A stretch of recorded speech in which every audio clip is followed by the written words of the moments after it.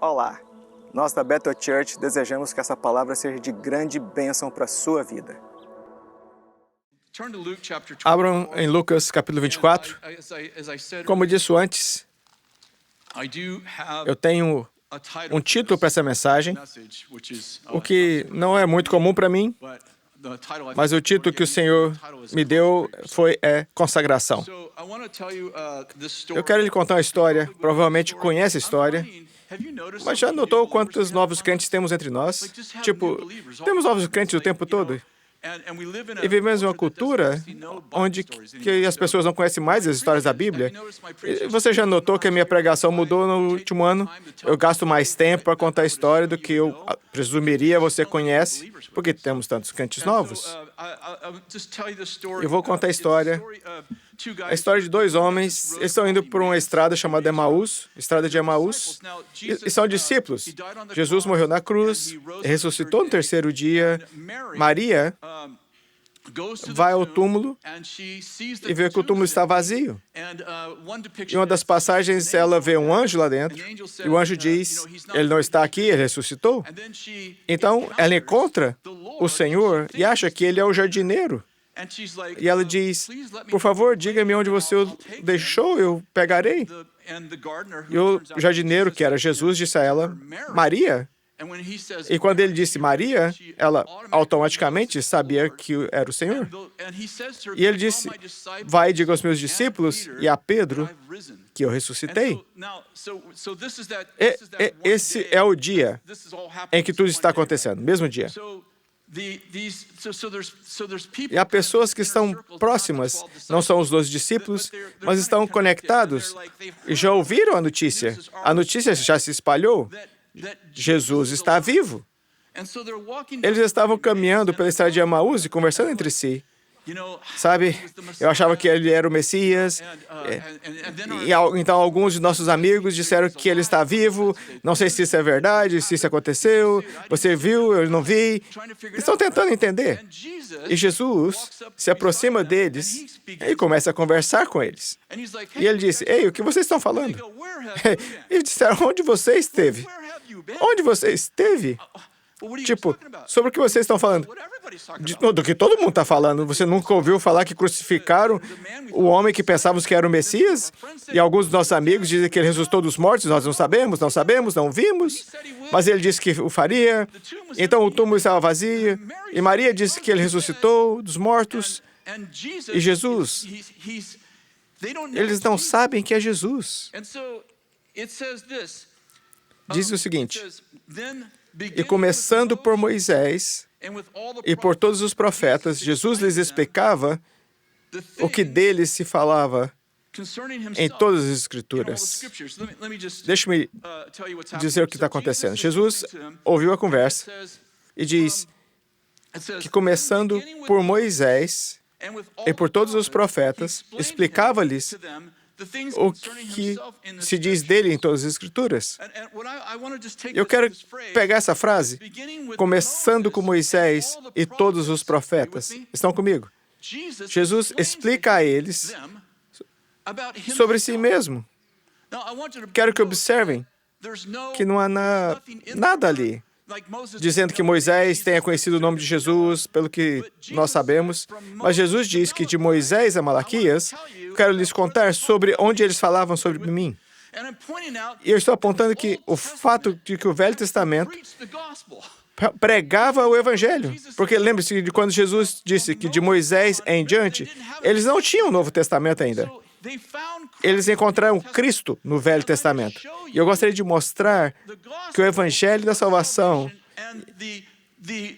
e o caminho para o reino são, na verdade, retratados no Velho Testamento.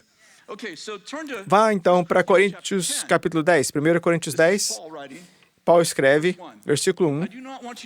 Ora, irmãos, não quero que ignoreis que nossos pais estiveram todos debaixo da nuvem, todos passaram pelo mar. E todos foram batizados em Moisés, na nuvem e no mar. Vou ler mais uma vez. Ora, irmãos, não quero que ignoreis que nossos pais estiveram todos debaixo da nuvem e todos passaram pelo mar. E todos foram batizados em Moisés, na nuvem e no mar. E todos comeram da mesma comida espiritual e beberam de todos a mesma bebida espiritual, porque bebiam da pedra espiritual que os seguia. E a pedra era Cristo. Entendeu o que eu li? Ele está dizendo que todos eles, todas as pessoas que estavam no Egito, todos os israelitas, a propósito, você não conhece a história, os israelitas foram escravos por 400 anos no Egito, e Deus finalmente os libertou de um faraó. Acompanhe-me. O Egito representa a vida antes de conhecermos Deus. Éramos controlados por um faraó, certo? E esse faraó, não estou dizendo que o faraó do Velho Testamento era o diabo, mas ele representa o diabo, certo? E a escravidão representa nossa vida antes de conhecermos Cristo, porque éramos escravos do pecado, escravos do inimigo. Está comigo? Então Moisés os liberta, e você meio que conhece essa jornada. Diz que quando Moisés os levou pelo Mar Vermelho, a história conta que ele os levou pelo Mar Vermelho. Se lembra disso? O mar se abriu. Diga sim, Cris, não, Cris, mas diga algo, porque talvez você não saiba para onde eu estou indo.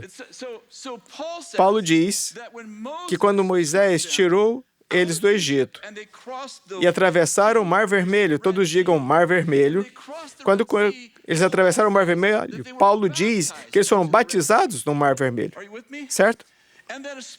Então, uma rocha espiritual os seguiu, da qual eles beberam. Me acompanhe. Quando saíram do Egito, foram batizados no Mar Vermelho. Quantos sabem que, quando deixamos nossa velha vida, a primeira coisa que acontece é sermos batizados na água? Somos batizados no sangue de Jesus, no Mar Vermelho. Antes de podermos entrar na Terra Prometida, está vendo onde eu estou indo? Estou te levando para a Terra Prometida, entendeu?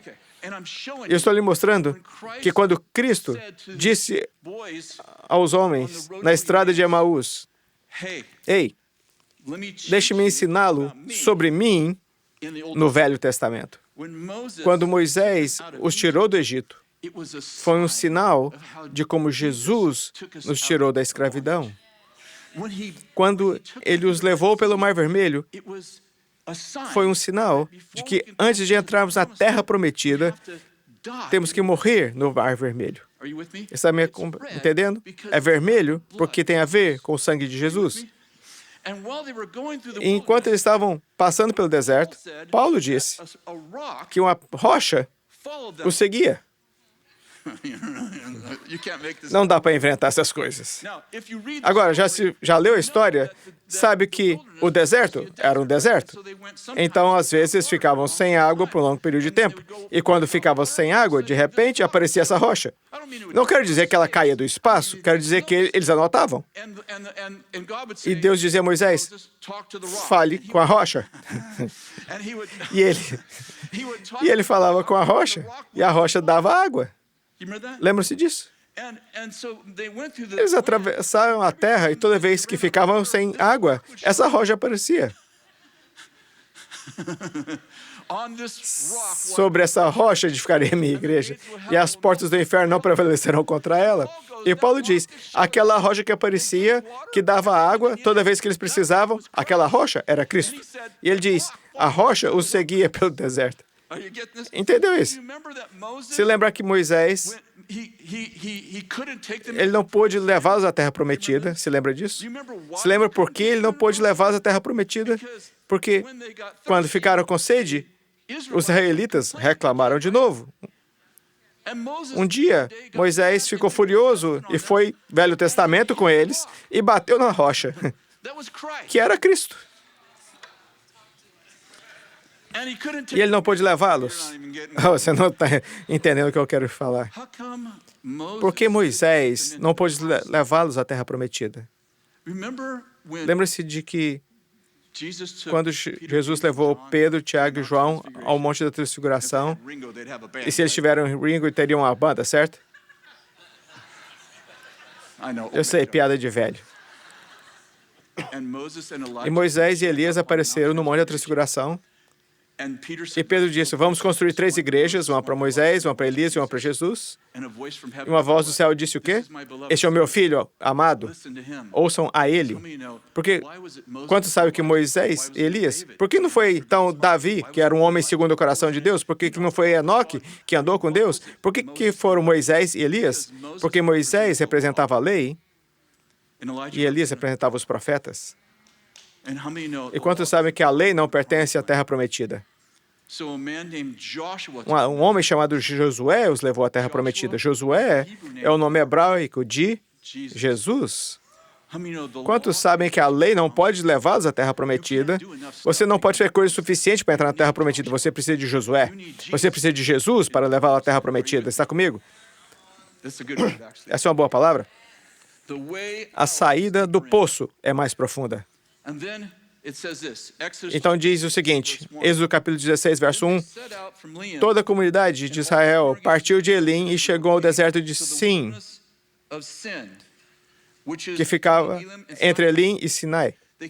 Eles chegaram ao deserto, simbolizando o pecado. Veja, eles saíram do Egito, agora estão atravessando o deserto. Mas qual que é o objetivo final? A terra prometida. Eles já atravessaram o Mar Vermelho, já foram batizados no Mar Vermelho. Eles saíram do Mar Vermelho e chegaram a uma cidade chamada Sin. E o capítulo 17, versículo 1 diz, depois toda a congregação dos filhos de Israel partiu do deserto de Sin pelas suas jornadas, segundo o mandamento do Senhor.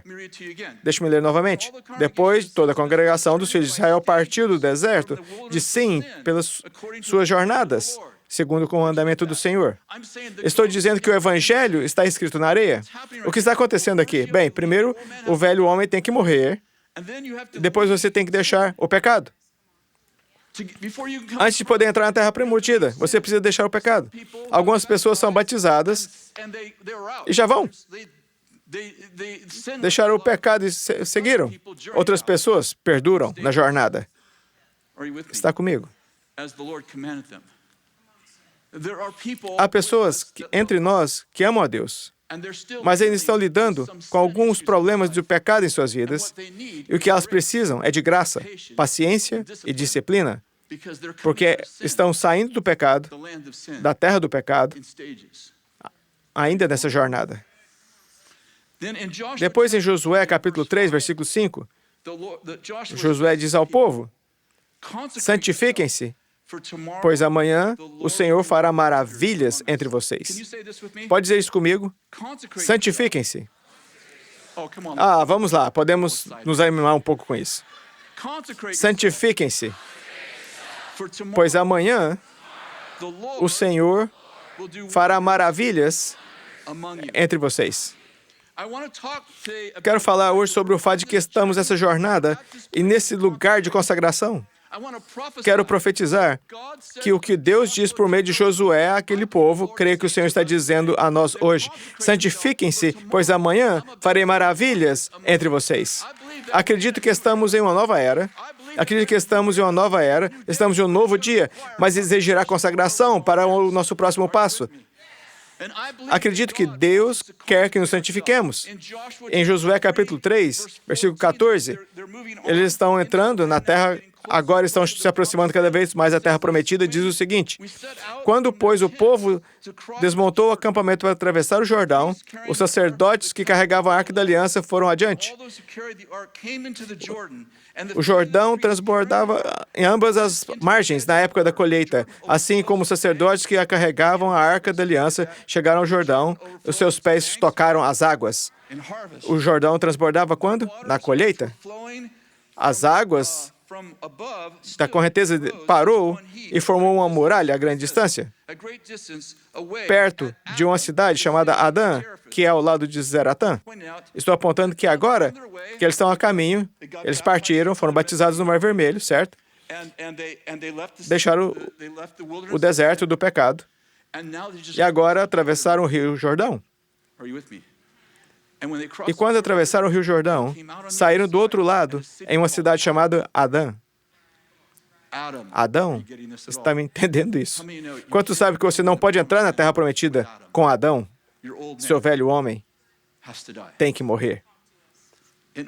De repente, há um segundo batismo. Na primeira vez que eles atravessaram o Mar Vermelho, eles passaram em terra firme, mas agora os sacerdotes se molharam no rio. Porque quantos sabem que há um segundo batismo? Em Atos capítulo 1, Jesus disse, não saiam de Jerusalém, até que recebam o que o Pai prometeu, pois quando o Espírito Santo descer sobre vocês, vocês serão batizados e se moverão com poder. Quantos sabem que estamos chegando à Terra Prometida? Já passamos pelo Mar Vermelho. Jesus disse, há um outro batismo. É um rio que corre. Você precisa se molhar nele. Aquele foi terra seca, mas agora você precisa se molhar. Precisa se molhar aqui. E você precisa deixar Adão para trás. Precisa deixar o velho homem para trás. Quantos sabem que quando você recebeu Jesus Cristo, o velho homem morreu? Adão não pode entrar na Terra Prometida. Ele não é bem-vindo aqui. Há um novo homem em você. Há uma nova mulher em você. Entenderam? E eles ergueram pedras. Sabe quantas pedras eles ergueram? Quantas pedras? Alguns de vocês, não sei. 24. Ergueram 12 pedras no rio. E 12 pedras foram erguidas em um lugar chamado Gilgal. Quantos anciões há ao redor do trono? 24. 12 nascidos no rio, 12 apóstolos. Novo Testamento.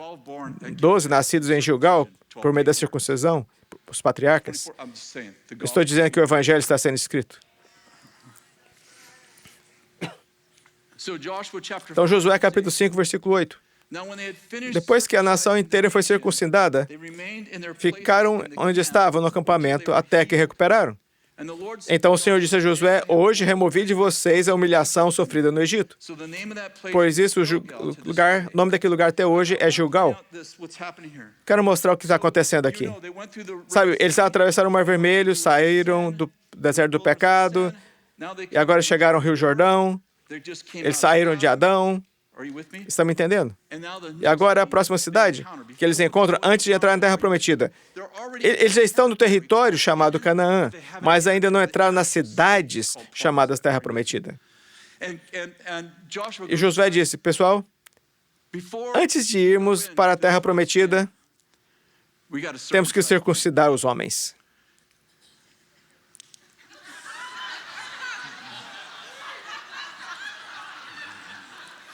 Pessoal, vamos fazer uma reunião de homens. Tem um assunto a tratar.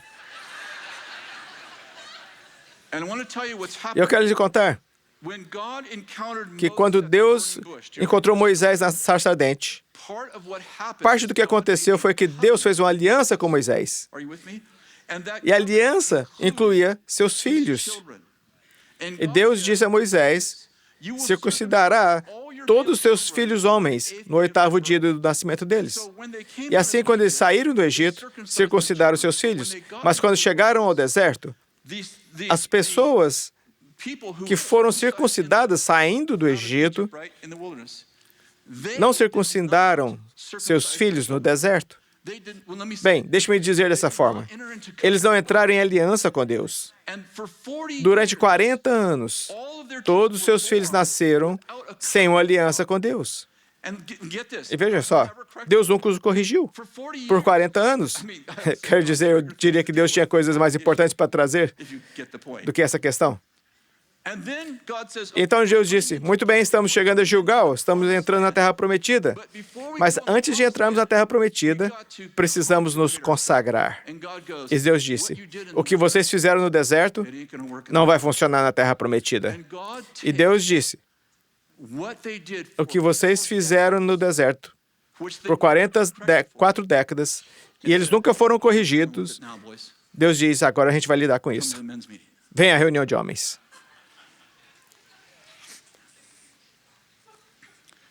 Você pode se safar de coisas no deserto que não pode se safar na Terra Prometida. Eu quero lhe dizer que todo mundo quer falar de uma nova era, de um novo tempo e tudo isso. E daqui a 40 anos ainda estaremos falando sobre isso, se não nos consagrarmos. porque amanhã Deus fará maravilhas entre nós. Já contei essa história várias vezes nos últimos meses, mas há cerca de 1 ano e meio, eu não vi isso. Não tive uma visão aberta, não vi anjos voando sobre mim, não quero exagerar, mas eram 3 da manhã. Acordei e senti que o Senhor estava me observando, esperando que eu acordasse. Eu não tenho evidência disso, então deixa eu ser claro, não quero exagerar e dizer, o Senhor falou... Tipo, quando eu acordei, senti que o Senhor estava ali esperando por mim. Não é uma coisa comum para mim, e tudo que eu ouvi foi isso. Chega de palavrões. Foi isso que ele me disse. Chega de palavrões. Eu comecei a explicar porque falei um palavrão no domingo à noite. E o Senhor me disse, esses não são motivos, são desculpas. E eu pensei, tudo bem, não vamos fazer isso de novo. Mas eu fui salvo nas ruas.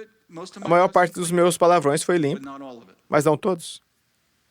Isso foi há 50 anos.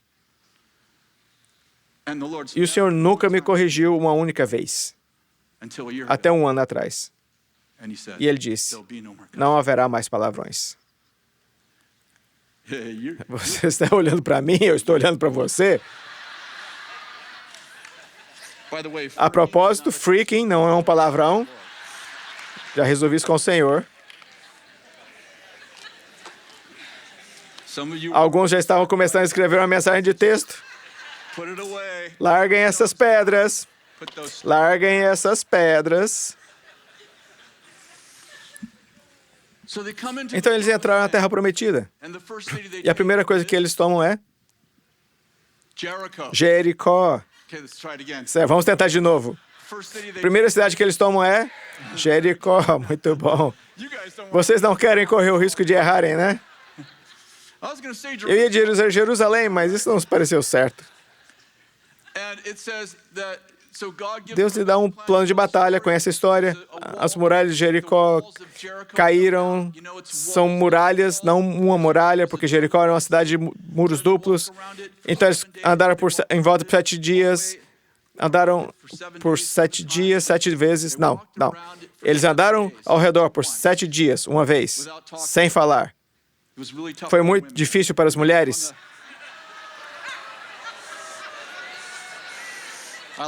Eu gosto do sofá, é confortável. Então, no 7º dia, eles deram 7 voltas ao redor daquele sem falar. E então eles gritaram, e as paredes, elas não caíram para frente. A descrição em hebraico é que elas caíram no chão. O que aconteceu? Porque se as paredes tivessem caído, cairiam sobre eles. Então eles entraram e tomaram Jericó, como Deus disse. Homens que nunca haviam lutado antes. Derrotaram uma cidade enorme. Cidade fortificada, muros duplos. A próxima cidade é Ai. Não uma cidade muito grande, provavelmente um vilarejo. Então, os comandantes do exército de Josué disseram, por que não tomamos 3.500 homens, vamos lá e os eliminamos, vocês ficam aqui tranquilos, de manhã a gente está de volta. Bem, eles chegaram a Ai, e sem que eles soubessem, Ai estava preparada para eles, os derrotou e matou 36 de seus homens enquanto eles se retiravam. E eles ficaram completamente fora de si. Não só porque eles foram derrotados, mas porque estavam na Terra Prometida. Tudo deveria ser fácil. E Josué começa a dizer a Deus, o que está acontecendo? Você me disse que eu não seria derrotado? E Deus disse, eu lhe disse que Jericó, a primeira cidade, seria minha. Ela nunca será mais reconstruída. E todo o despojo é meu. Josué pensa, sim. E Deus diz, mas um de seus homens pegou o que era proibido. Resumindo a história, Deus revela esse nome, chamado Acã. Seu nome significa problema. Velho Testamento, ele morre, toda a sua família morre. Eles voltam e derrotam a cidade. E a história continua. Eu quero salientar que você não pode pegar as coisas que são proibidas.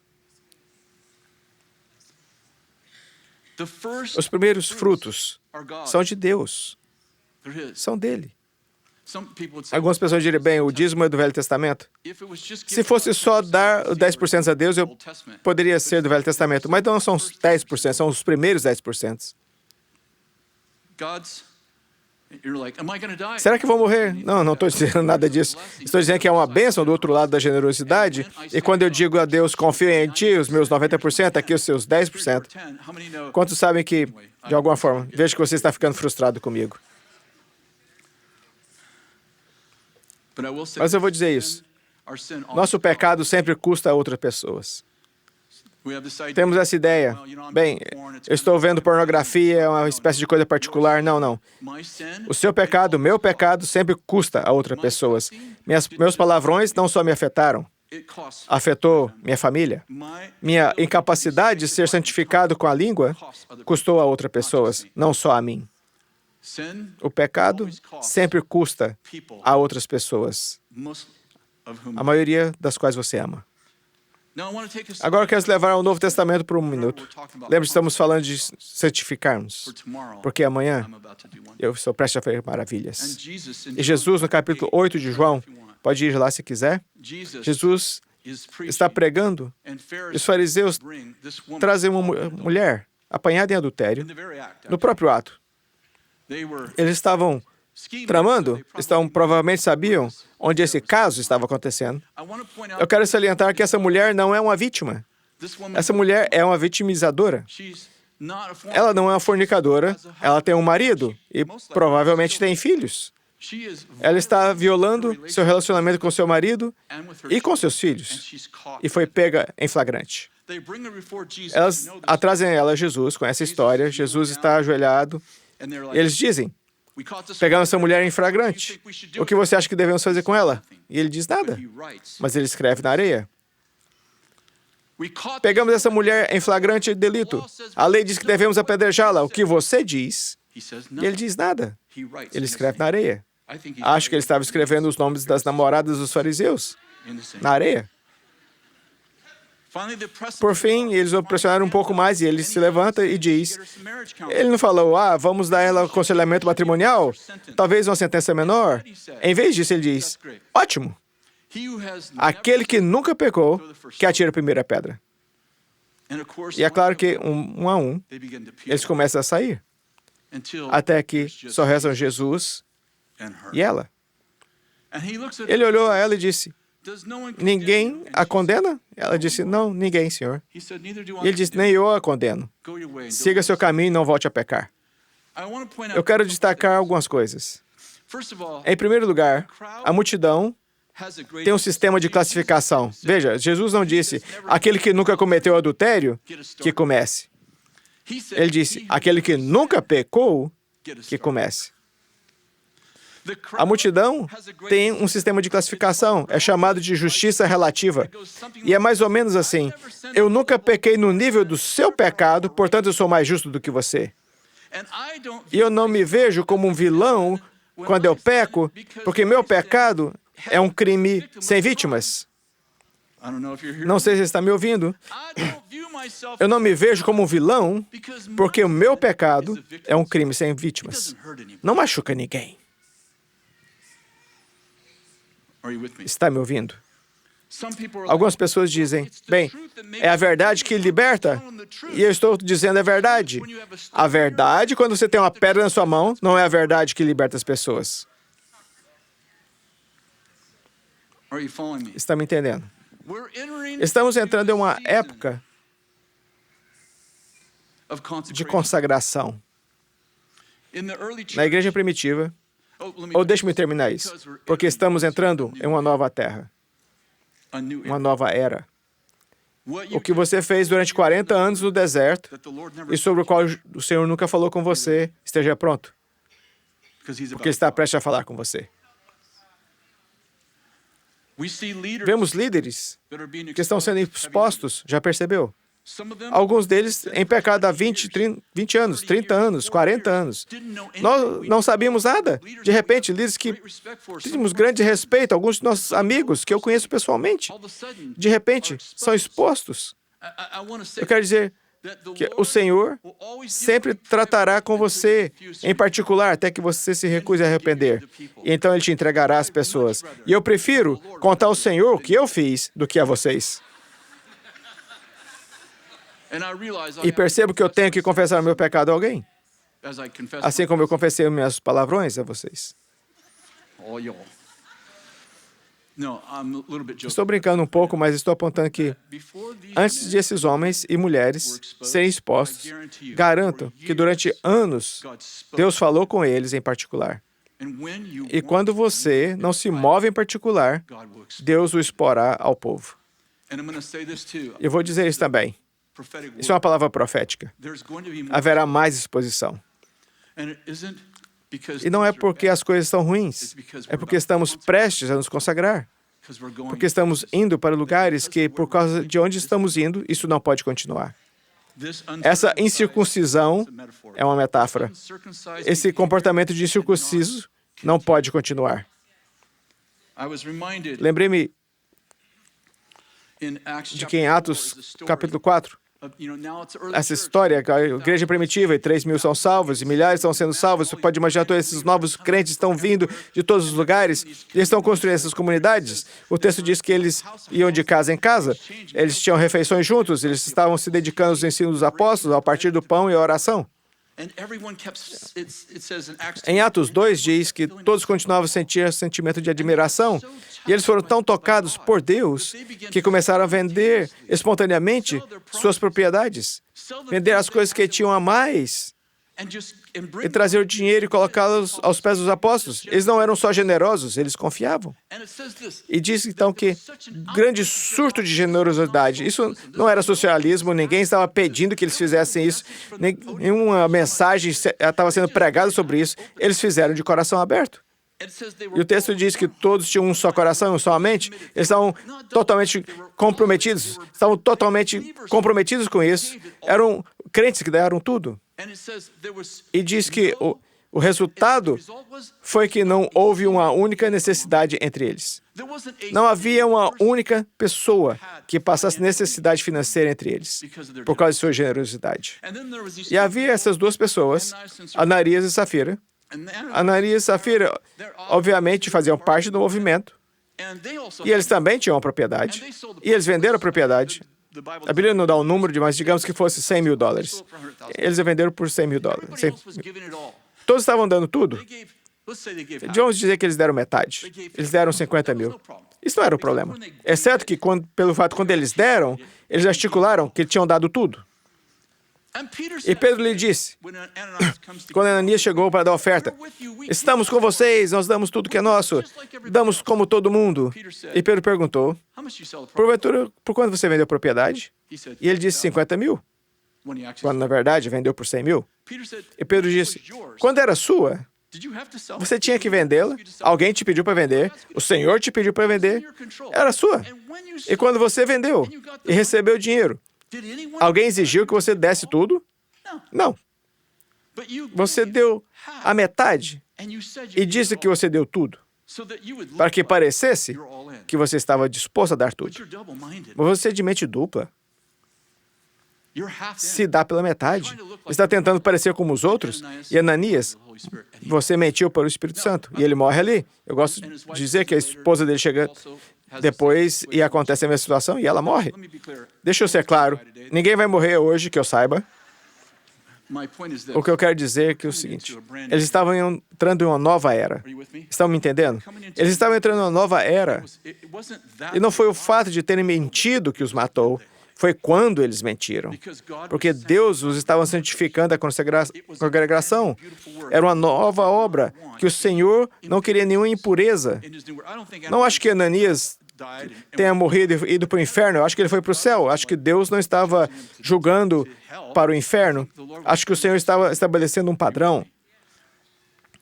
Porque Pedro diz, é hora de começar o julgamento pela casa de Deus. Eu gostaria de terminar com esse pensamento. Acredito que é hora de julgamento começar com a casa de Deus. Estou preocupado com as Olimpíadas, com o que fizeram lá. Estou preocupado com isso, claro. Sou humano. Eu quero ver a justiça em toda parte. Mas estou muito mais preocupado com o fato de a liderança e a congregação andarem em pureza. Muito mais preocupado. 100 vezes mais preocupado. E quando Pedro diz, é hora de começar o julgamento pela casa de Deus, a palavra tempo é a palavra kairos. Não é tipo 12 da tarde. É a época da consagração. E quando Deus fala de julgamento, ele está falando, vocês vão para o inferno. Não, ele está falando de disciplina. Ele está falando, você passou 40 anos e eu deixei você fazer isso. Mas chegou o kairos para que você saia da sua vida, porque eu estou prestes a fazer maravilhas e não posso construir sobre esse alicerce podre.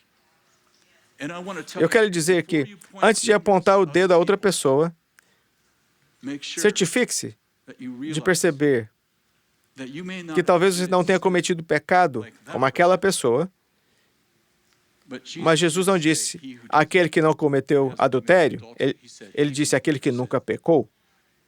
Isso não significa que não devemos confrontar as pessoas com qual nos relacionamos. Significa que quando devemos nos aproximar com graça, percebendo que eu também vivo pela misericórdia de Deus e pela graça de Deus. E à medida que entramos nessa época de disciplina, alguns de seus amigos ao seu redor serão expostos. Precisamos ter uma abordagem do Novo Testamento para ajudar as pessoas a se curarem.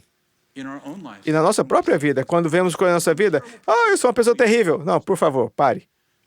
Entregue ao Senhor, deixe que Ele saia o que está quebrado e seja um troféu da graça. Seja um troféu da graça. Deus abençoe. Pode se levantar.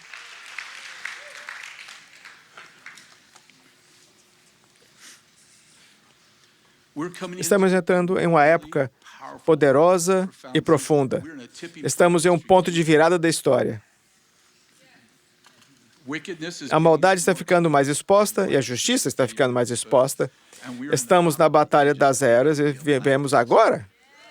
Estamos vivendo em uma nova era em que o Deus está fazendo uma coisa nova, está ouvindo. Coloque as mãos em seus corações. Se estiver assistindo online, nossa família online, faça o mesmo. Coloque as mãos no seu coração e diga, Jesus, por favor, limpe o meu coração. E se encontrar algo nele que não lhe agrade, por favor, ajude-me a me livrar disso. E me dê graça e misericórdia à medida que eu avanço rumo à santificação. E me dê sabedoria para as pessoas ao meu redor que se encontrem na mesma situação. Em nome de Jesus. Amém. Obrigado por me ouvir. Deus abençoe. O Evangelho de Jesus Cristo é a boa notícia. É o fato que Jesus tornou nosso lugar pela punição do pecado, para que pudéssemos entrar no seu lugar de vida eterna. Convido agora a se voltar o seu coração para o Senhor Jesus e dizer, te recebo como meu Senhor Salvador. Deixo todas as partes da minha vida que não te honram e vivo intencionalmente para servi-lo, honrá-lo, para celebrar como meu Senhor e meu Salvador.